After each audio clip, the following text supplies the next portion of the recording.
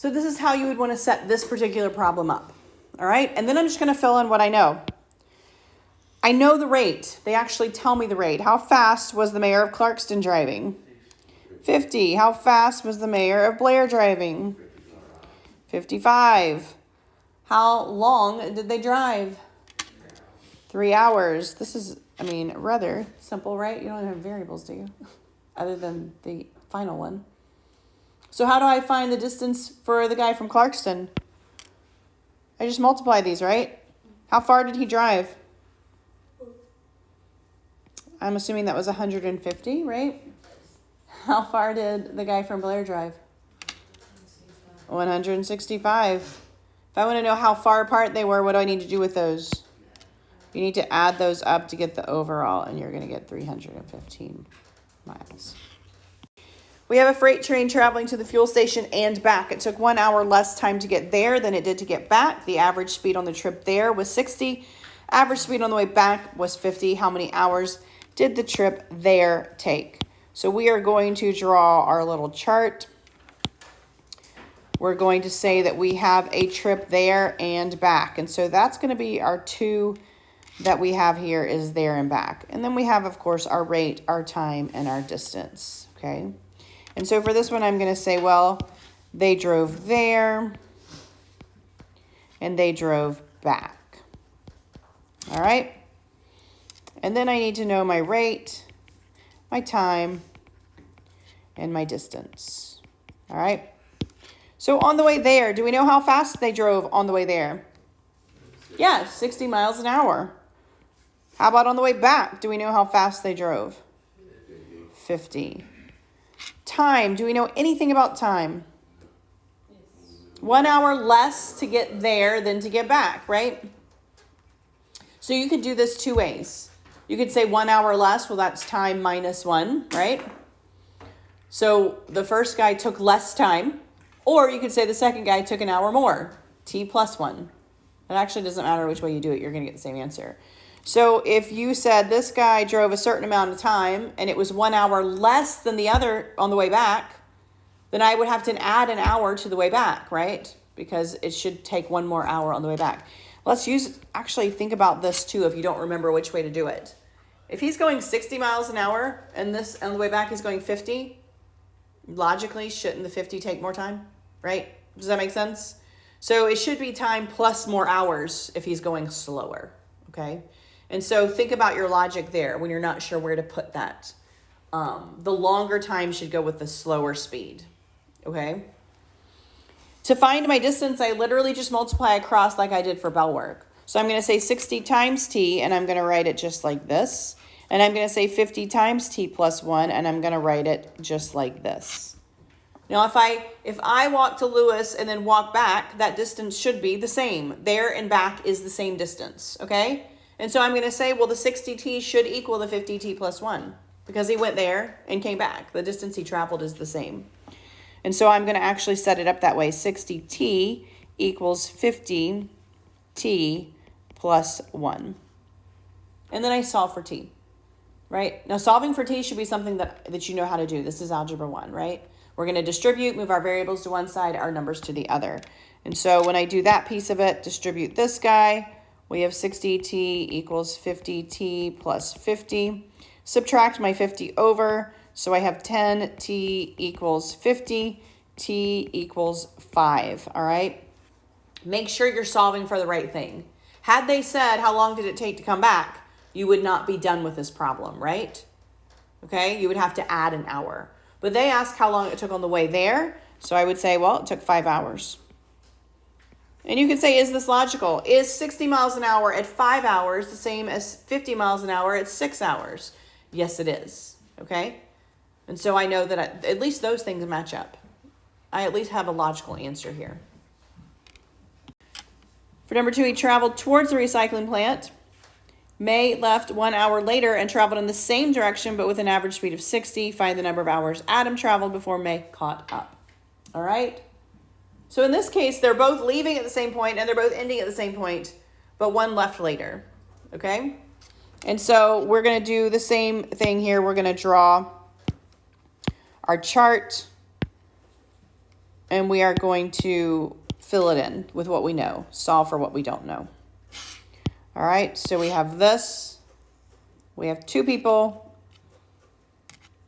Adam and May. They love to give me crazy names here. All right. All right, and we're just going to fill in what we know, rate, time, and distance. So do we know the rate of either one of them? Yeah, we actually know the rate of both of them. How fast was Adam going? 45. How fast was May going? 60. All right. We know that May left 1 hour later. This is the same thing as the there and back, pretty much. Who should be taking longer to get there, Adam or May? Adam, right? Yeah. And we know the difference in the time is 1 hour. So you can do it either way. You can either subtract an hour from the faster person or add an hour to the slower person. But we know the difference is going to be 1 hour, right? And so if you don't want to deal with negatives, you could say, well, the slower person is going to take 1 hour longer. So I'll just put the t here and the t plus 1 in the slower person. Or you could have said Adam is t and the faster person is minus 1. Either way. But the slower person is going to take longer. The faster person is going to take less time. Okay? And then to find my distance, I multiply across. 45, parentheses, t plus 1, 60 times t. These distances are the same. They left at the same point. They ended at the same point. Their distances are the same, so we're going to set them equal to each other. 45, t plus 1 equals 60 times t. At this point, you're just solving algebraically. Distribute. All right. We're going to subtract our 45t over.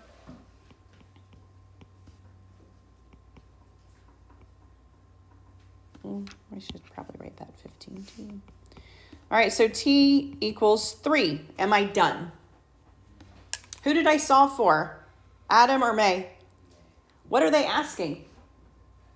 Find the number of hours Adam traveled. I am not done with this problem. I solved for t, but that is this person right here. They want this person right here. What do I need to do to that t? I need to add 1, and that's where we get our 4 hours here. A jet left New York and flew towards Dublin at an average speed of 188 kilometers per hour. An Air Force plane left 6 hours later and flew in the same direction, but with an average speed of 470 kilometers per hour. How long did the jet fly before the Air Force plane caught up? This is actually identical to the one we just did. They left at the same point. They ended at the same point, okay? And so you are going to set it up exactly the same. You're just going to have different things that you know and do not know. So you're going to do your chart. Every time you're going to want to do probably a chart to get an idea of what's going on. You have two different things here. You have a jet and you have the Air Force, okay? We're going to fill in their rate, their time, and their distance, all right? Rate. They give us the rate. They hand it to us. How fast was the jet going? 188. What about the Air Force? He was zipping along, right?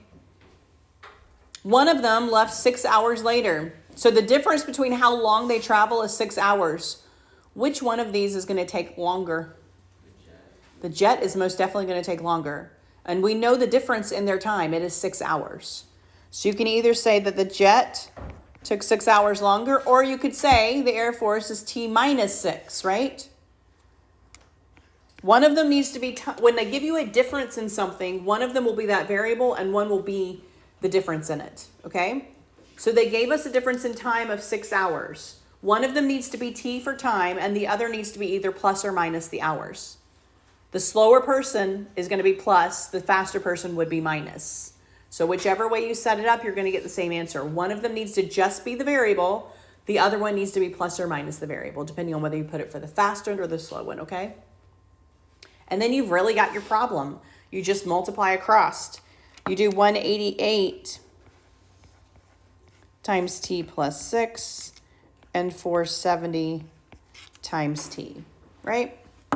We know these distances are the same. They left and they caught up. Caught up is always the same. So I'm going to say 188 t plus 6 equals 470t. I am going to distribute, what is it, 648, so 480, 1080. What is it, 1128? What is 1128? Okay.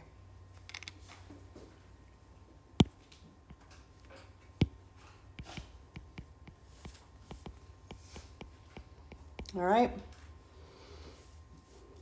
I am going to solve here. So just subtract my 188t over.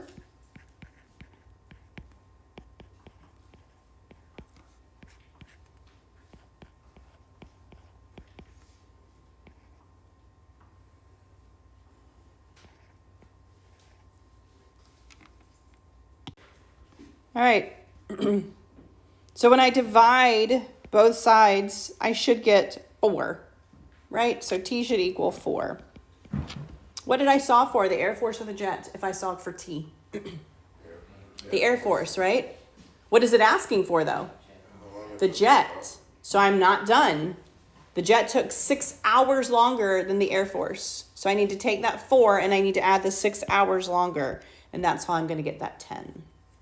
It says a cattle train left Seoul traveling west 1 hour before a passenger train.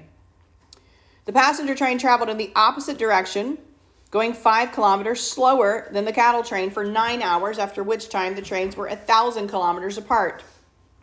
Find the cattle train's speed. So for this one, they started at the same point and they went opposite directions, and then they told you how far apart they were.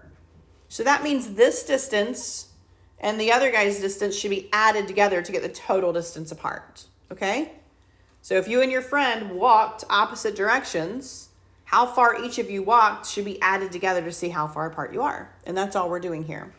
We are going to set up the same exact thing, though. We are going to set up a chart. So we're going to set up a chart here. We are going to see what we know and what we don't know. All right?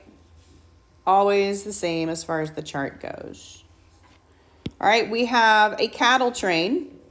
All right, and then we have a passenger train. Cattle train and passenger train. So they give us a lot here. 1 hour before. So who's going to take longer? Who's been traveling longer? Well, the cattle train, 1 hour before, okay? Then it says the passenger train traveled for how long? 9 hours. So if we know that the passenger train traveled for 9 hours, and we know the cattle train left 1 hour earlier, how long did the cattle train travel? 10, right?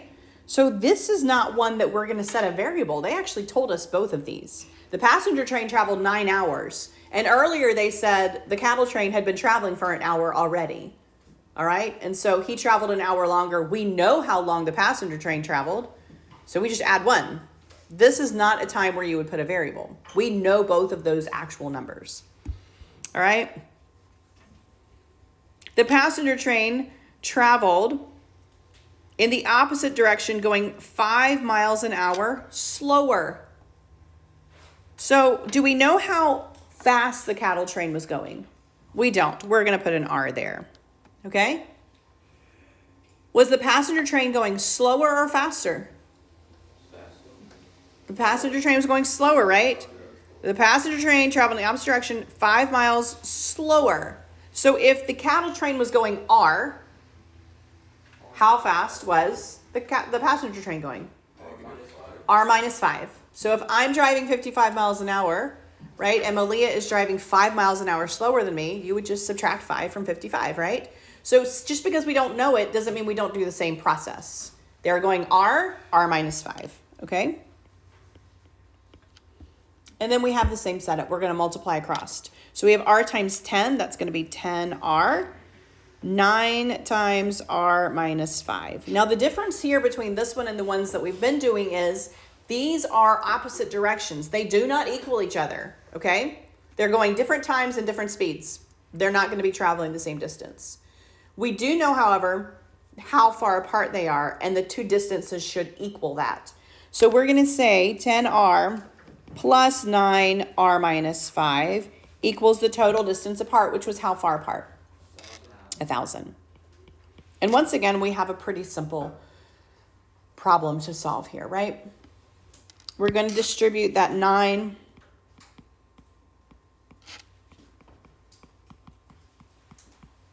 We're going to combine our like terms over here.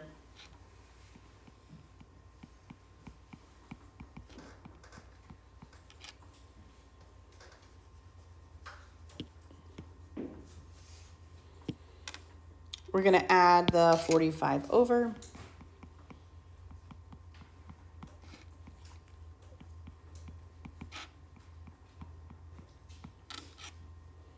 And then you would divide by 19. So R here equals 55. I want to double check and make sure I solve for the right one. All right. The R represented the cattle. Find the cattle train's speed. I'm done. If they had asked for the passenger, what would I have done to that 55? Subtract 5. So he's going 55 kilometers per hour. And that would be my answer. So once again, we're going to apply the same techniques to these types of problems that we've been doing to the distance, rate, and time problems. You're going to read the problem, note your key words, your key phrases. What type of problem do you have? Plan it. This may mean a table. This may mean a geometric drawing. Write an equation and then solve the equation. Once you've done that, make sure you answered the question. Did I answer what they asked for, or did I just solve my equation? You may have set up the equation to solve where you have to go back and do something else afterwards. And is this reasonable? Does it make sense? Whatever I came up with. All right? So, the last type of problem we're going to do in this section are called mixture problems. Mixture problems. These actually also get set up with a chart. So you're going to look through here and you're going to say, what two things do I have? What am I mixing together? What am I trying to solve for? And then you're going to set up a chart based on that. A fruit punch is made by mixing together an orange drink that costs 89 cents a liter and a lemon lime drink costing $1.19 a liter. How many liters of each must be mixed to produce 30 liters of fruit punch valued at $2.18 for a 2-liter bottle? All right. So, in this case, you're typically going to have 3 when you draw a chart. So we've been doing 2 rows, and you're actually going to have 3 because you're going to have your 2 pieces of it and your final mixture. Okay. So you're still going to draw a chart, but you're going to draw it a little bit differently than you would the other one, because you have 2 things that you're mixing together to come up with a final mixture. And so you want to have a line for each of the individual pieces as well as the mixture itself. And then you want to come up with, well, how much, the quantity that I have, right? The next column is either going to be a price or a percentage, right? And then the last column depends on what you're looking for. So let's look at what we have here. We have a fruit punch. It is made by mixing. So my final mixture is that fruit punch, right? When I mix these 2 together, my final product is going to be a fruit punch. That guy is what's going to go down here. All right. What am I mixing together? Well, I'm mixing together an orange drink and a lemon lime. All right. So you have the 2 first lines are going to be what you're mixing together to get your final product as your last line. Okay. In this case, we are doing liters. Okay. So we have, a final product, we want how many liters of? 30, right? So I'm looking for how many liters. I know how many liters I'm going to have finally. I'm going to have 30. That's what they told me. I want 30 liters. Do I know how much orange drink I'm going to have? No. So I'm just going to put a variable there. I don't know.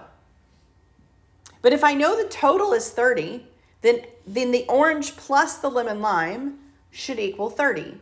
So how would I back into how much lemon lime I have?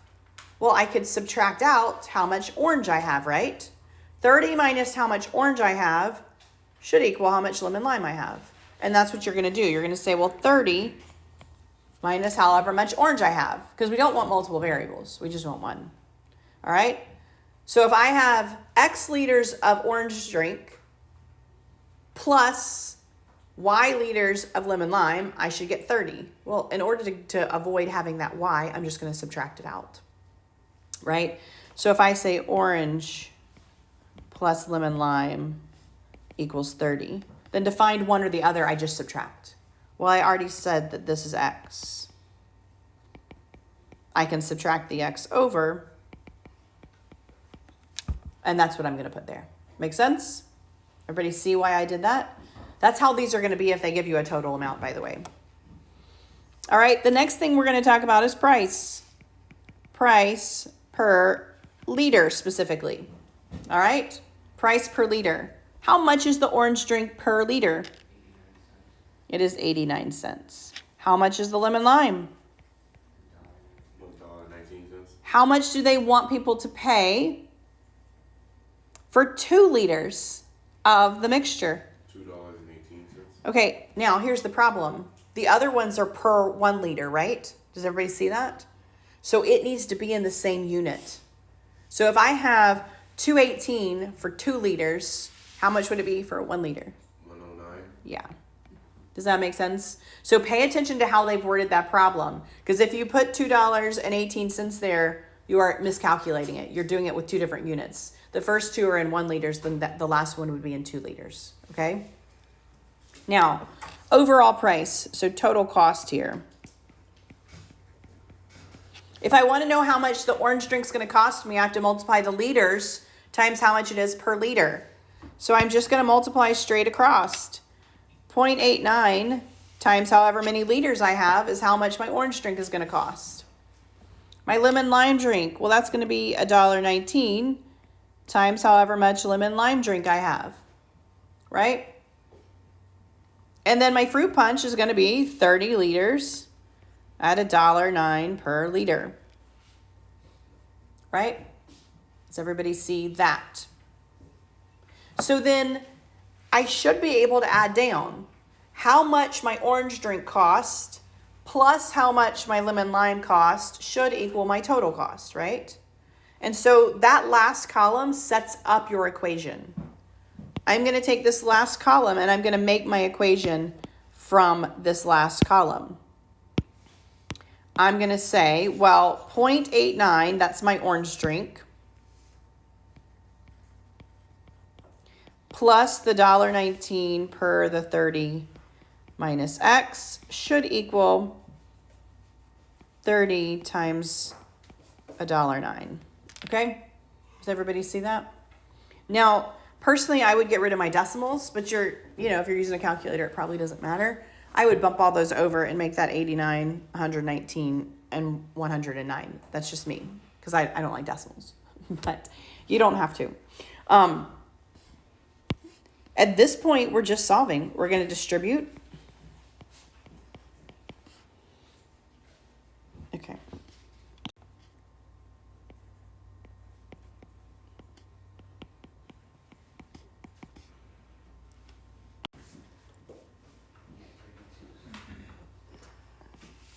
Do I have enough zeros? 0? One more 0? No, I'm right. Right here. Yes? Because they don't have a decimal. Okay. That's just 327, yes. Combine my like terms. What are my like terms over here on the left-hand side? 89 cents. Yeah, my 89 and my 118. I'm actually going to get a negative number, but that's okay because I'm going to end up with a negative over here. So I do this minus that. This guy's going to be negative. Is it 0.3?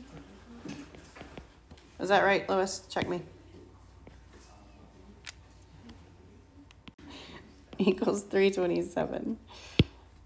All right, subtract my 357 over. They were nice right here, weren't they? All right, so we have negative 0.30x equals negative 30. What is my x going to equal? Right? 10. What did I solve for? X equals 10. Look at my chart. Where's X? Orange drink. Specifically, how many liters of orange drink, right? 30. They want how many liters of each. So for the orange drink, I need 10 liters, right? How much lemon lime if I want 30 liters overall? 20. 20. Yeah. It is the same as your distance, rate, and time. You're just getting different variables thrown at you, okay? So let's walk through this. They give me a total overall, right, of a mixture. This is my bottom. They tell me the two pieces that I mixed together. Those are these two pieces right here. These two pieces should add up to my total, okay? Then they're giving me sum per, a price per item, a percentage per item, whatever it is. And then they tell me what they want the overall to be. All right, these are the three pieces. How much each one is, how much the overall is. This column is going to be multiplying across, just like your distance, rate, and time. How many liters times how much it cost is my total cost. How many liters times how much it cost is my total cost. How many liters times how much it cost is my total cost. And then these two pieces should add up to the total.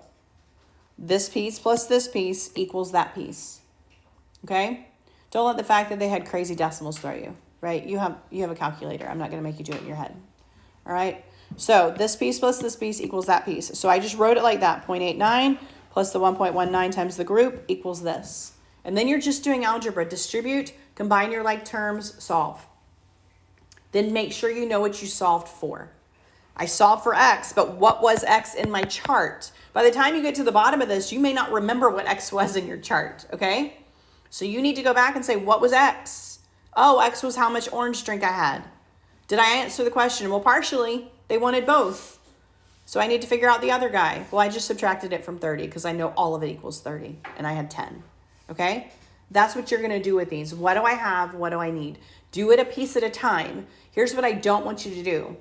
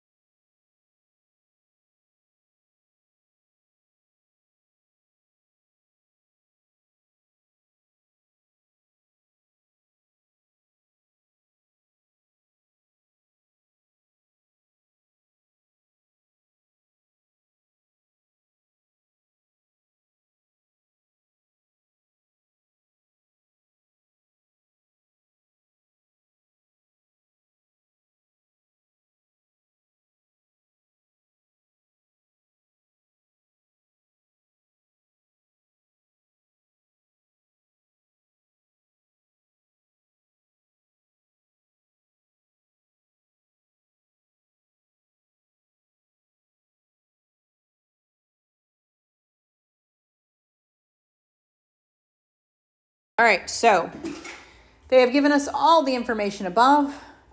This is the same concept as opposite travel. So if they leave the same place and go opposite, the distances added up will be total apart. Or if they start total apart and meet, their distances will add up to the total apart. So anytime it's like this, leaving from opposite places and meeting, or leaving the same place and going opposite, it's going to add up their two distances, okay? What's the rate for Mr. Fisher? 56. What's the rate for Mr. Collins? 64. They left at the same time. So if they left at the same time, obviously they will meet at the same time, right? Because that's the same point in time. So their time will be the same, and we don't know what it is. So we're going to use the same variable. We multiply across. So 56 times x looks like this. 64 times x looks like this. If I add these two up, we will get their total distance, right? So that's what we're going to do. We're going to say 56x plus 64x equals total distance apart 658. All right. We have what, 120x equals 658x. I'm assuming if you divide those 658 by 120, x equals approximately 5.5, 5.5 hours. All right. Example 5, a chemist has 12 grams of a 3% salt solution. How much water will he need to be evaporated? Oh, will need to be evaporated. There we go. How much water will need to be evaporated from the solution to obtain a 5% salt solution? All right, so we are going to draw, guess what? A chart. All right. Now, remember, this chart's a little bit different than our distance, rate, and time chart. We have two different things that are being mixed together to give us a total thing, right? So, in this case, we have a 3% solution, right? A chemist has 12 grams of a 3% solution. So 3% salt solution, right? Okay. We also have water. Those two are making up what I want to be a 5% salt solution. Okay. Does everybody see where I came up with that part of my chart? All right. So I have all of those goodies, right? And I'm going to then create the rest of my chart. In this case, we're talking about kilograms. So the number of kilograms of each of these is what I am going to be concerned about. My solution is in percentages of salt, right? Percentages of salt. So this guy is in percent of salt, okay? And when you think of percentages of salt, you are thinking how much salt is in it per water. And so basically you're saying how many kilograms of salt do I have when you multiply those together. So if I were to take the 3% times the number of kilograms I have, I'm actually finding out how much salt I have. So this last guy is going to be the weight here or the measurement here of this part guy right here. So we're going to say this guy is going to be kilograms of salt. So you're going to basically take those two columns and figure out what your third column represents, okay? So how many kilograms of my 3% salt solution do I have? 12, right? I have 12 kilograms, all right? How much water are they talking about? Well, I don't know. That's actually the question. It says how much water, right? Which means nobody knows how much water. So what do I need to put for kilograms of water? A variable, because I don't know. So we're going to say, I don't know how much water. W kilograms, okay? Now, evaporated. All right, if they said how much water needs to be added, that actually tells me exactly what I'm doing with those, right? I'm taking the salt solution, I'm adding water. What happens when you evaporate water? You get rid of it. So I'm not going to add it. What am I going to do? We're going to subtract. So my final solution is actually going to be 12, what I started with, minus how much water I'm talking about, because it is being evaporated. Okay? Everybody see? And by the way, let's use a little logic here. All right? Love to throw in logic when we can. We started with 3% salt, right? We're talking about water here, which hopefully is, we're talking pure water. I know some water has sodium in it. Okay, we're talking pure water, okay? If I added pure water, my solution would be diluted. Where's my chemist in the room, right? Some of us took chemistry, some of us are in chemistry. If I add water to a salt solution, I dilute it. If I have Kool-Aid and it is too strong, I add water. If it is too weak, I add Kool-Aid, right? Okay, this is how this works. So I went from 3% salt to 5% salt. Obviously, I had to take away water. Adding water would make it less salty, okay? Does everybody see that? So use your logic when you're reading this too. Obviously, I'm not adding water. I wouldn't get a 5% solution. I would need to add salt to do that, okay? Does that make sense? So subtracting the water out. All right, percent of salt. Well, they told me my 3% salt solution is how much percent salt? 3. Now remember, if multiplication, I don't want to put percentage, I want to put decimal. How do I write 3% as a decimal? 3/100. Yeah, 3/100, so 0.03. How much salt is my water? How much percent of my water is salt? Hopefully 0, right? If it's pure water. So this guy is going to be 0%, right? Does everybody understand that? Okay. I'm going to multiply across.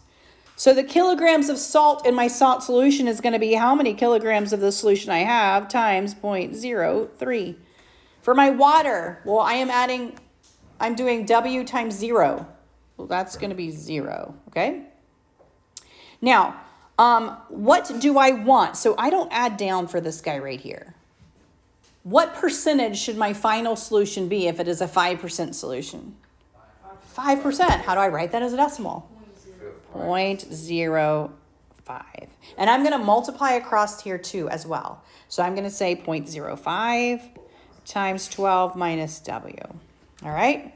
Now, once again, if I add these down, I should, or if I subtract these down in this case, it doesn't matter, it's 0. They should equal each other, okay? They should equal each other.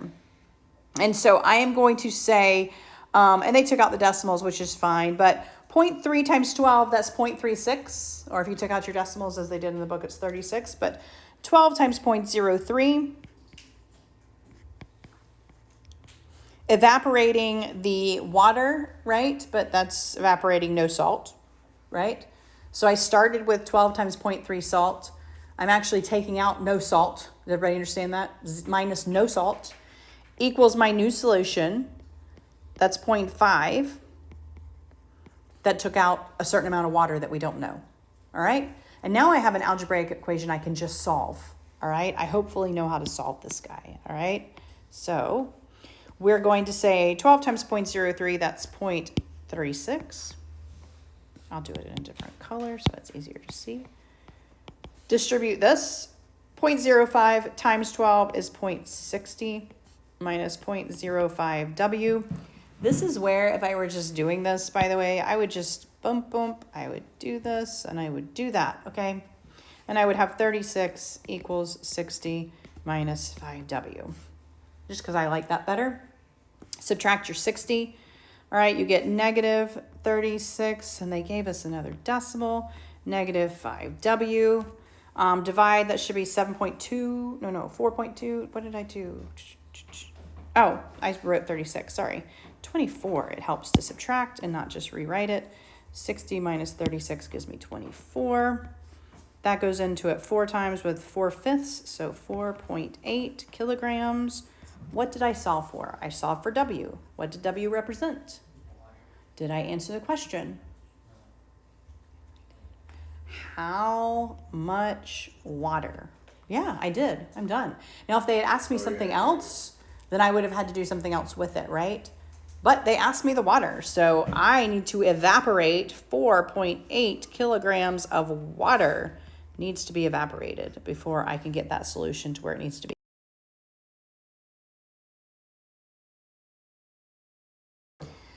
So we want to read through this first. A metallurgist needs to make 10 milligrams of an alloy containing 43% gold. She's going to melt and combine one metal that is 25% gold with another metal that is 85% gold. How much of each should she use? So we have to determine what are the two things being mixed together? What is the final product? Okay? So they actually start with the final product, don't they? Needs. This is what they need. That's the final product, okay? And so this is where you may want to consider colored pencils or a highlighter, right? For something like this. Because this is what she needs. 10 milligrams of 43%. And so when I start thinking about my chart, I am going to say, well, I'm going to have two things that I mix together to get what I want. And so it doesn't matter what order they give it to you. And as long as you recognize what you're looking at. And so this very first line is actually telling me my final product. And so I am going to put that at the very bottom because that's what I need. And so at the very bottom, I'm going to say, well, my final product is going to be this 43% gold alloy, okay? So I have that guy, 43% gold alloy. She is going to combine one metal that is 25% gold and another metal that is 85% gold. I just found my two mixtures, right? I found the first one, 25% gold. And my second one is 85% gold. Okay? All right? So when I'm looking at this, the first thing I'm going to see when I do my columns is how am I measuring it? And then percentage of what? And then my final column is going to be the measurements of the little guy that I have a percentage of, okay? And so what am I measuring in? I'm measuring in milligrams, okay? And so this is milligrams right here of what I have, milligrams, all right? This is going to be percent what? What percentage have they been telling us this whole time? Percent what? Gold. So this last guy is going to be milligrams of what? Gold. Okay? Everybody copying what I'm doing here? You tracking? All right. Do I know any of the milligrams? Not of the two pieces. What about the final? Yes. I do have 1 milligram that I know. It is the final product. How many milligrams of the final product does this person want? 10. So if I add my first one, the 25% and my 85%, it should equal 10, right? So I'm going to do kind of like I did with the juice or whatever it was over there, remember? I'm going to pick one I don't know, all right? So I don't know how much of this guy I have. That's just going to be X. But if I take 10 minus X, it should be the other guy because they should add up. So if I do X for him, I'm going to say 10 minus X for him, right? Are we good? Now the second column is kind of given to me from the first column, is it not? My 25% gold should be what percentage of gold? Seems pretty intuitive, right? 0.25, yes. My 85% gold should be what? 0.85, right. And my 43% gold should be 0.43. Everybody agree with that? All right. And so however many milligrams of the total alloy I have for the first guy, if I multiply it by 25%, that should tell me how much gold I have in it. Yes? And the second guy, however many milligrams I have, if I multiply that by 85%, that should tell me how much gold I have in that guy. And in the final one, if I multiply the 10 milligrams by the 43%, it tells me how many milligrams I have gold there. So this last column, I'm just multiplying across. I'm going to say 0.25 times X, 0.85 times 10 minus X, and 0.43 times 10. Okay? All right, and I'm going to set those up. The top two should add to the bottom, 0.25 X plus 0.85, 10 minus X should equal 0.43 times 10. Okay? Now again, me personally, I would get rid of these decimals. Okay? So I would probably do like boom, boom, and there we go. That's what I would do here. So I would say 25X I would distribute that 850 minus 85x, and I would multiply that 43 and 10, 430. Right? You don't have to. You can use decimals if you want to, but that's what I would do. All right. Combine my like terms, 25 and negative 85 gives me negative 60x. Subtract this 850 over, right? And I'm going to get negative 420. Oh, and that was nice. X equals 7, hopefully. 7. What did I solve for? X equals 7. I solved for the, which one? What, 43% gold? I actually solved for X. Where's X on my chart? 25%. So go back to your chart and figure out what that X represented, right? And make sure you know what you just solved for. I solved for 25% gold. So of the 25% gold, I should have 7 milligrams, right? Did I answer my question? Not yet. How much of each? I also need to answer my 85% gold. Well, they should add up to what? 10. So if that one is 7, what's this guy? 3. And that is my answer right there. We're going to draw our chart. All right, let's do this guy. Do our lines, get our chart set up.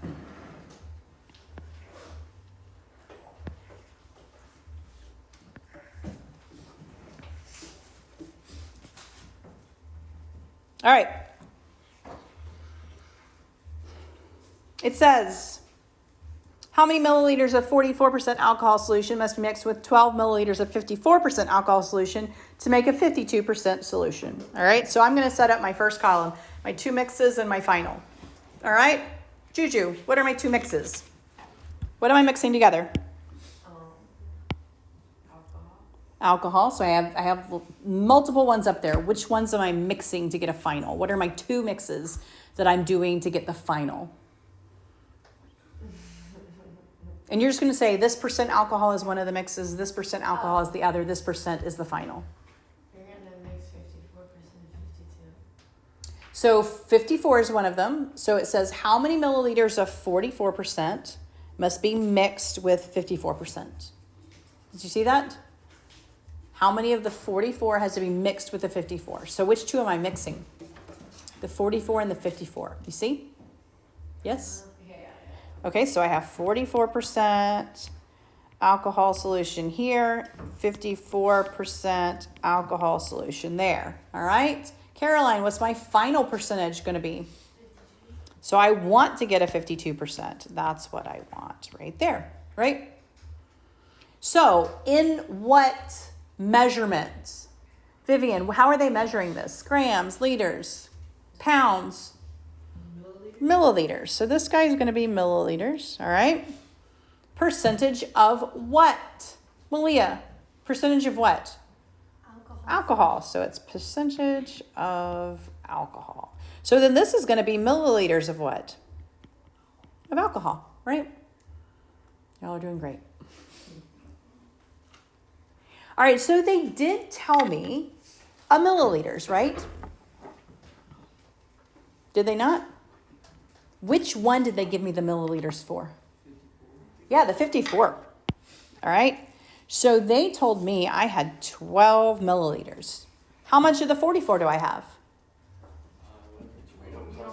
We don't know, right? They said how many? So we're going to say X.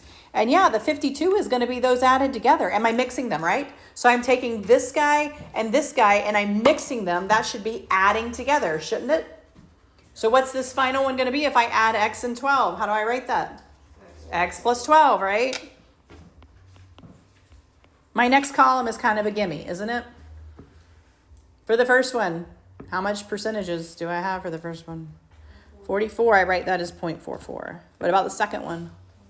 0.54. What about the last one? There we go. Those are easy. Third column's kind of easy too, isn't it? Just going to multiply across. When I multiply across, I get 0.44 times X. 0.54 times 12. and 0.52 times x plus 12. All right. This last one should add down. The milliliters of alcohol in the first solution plus the milliliters of alcohol in the second solution should equal the milliliters of alcohol that I have in the whole thing, right? So I should be able to just add down. All right. So I can say 0.44x plus 0.54 times 12 equals 0.52 times x plus 12. And I'm going to take out my decimals, by the way, just because I want to. All right. So I have 44x, 54 times 12 is 540 plus 108, 648. Equals 52x plus 520 plus 104. Oh, 6. No, did that wrong. 520 plus 624. Okay. What do I do now?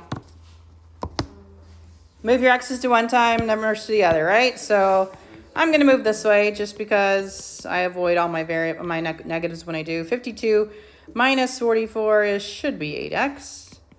Minus 624 should be 24. 24 divided by 8 gives me what? X equals 3. All right. What does x equal? 3 represent? Which one of those? 44. The 44% alcohol. What do they ask for? How much milliliters of 44% alcohol? Always know what they're asking. How many milliliters of 44% alcohol? What does my x represent? 44. Did I answer my question? Yes, I did. So my answer is 3 milliliters of 44% alcohol.